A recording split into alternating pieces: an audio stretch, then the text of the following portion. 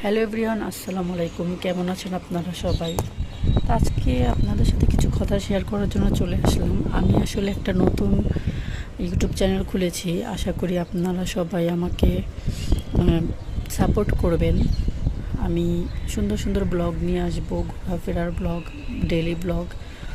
তো আপনাদের যদি ভালো লেগে থাকে অবশ্যই আমার ইউটিউব চ্যানেলটাকে আপনারা সাবস্ক্রাইব করবেন আর আমাকে সাপোর্ট করবেন। তো আমার আসলে নতুন নতুন তো একটু কথা একটু ঠিকভাবে নাও হতে পারে, তো আপনারা কিছু মনে করবেন না।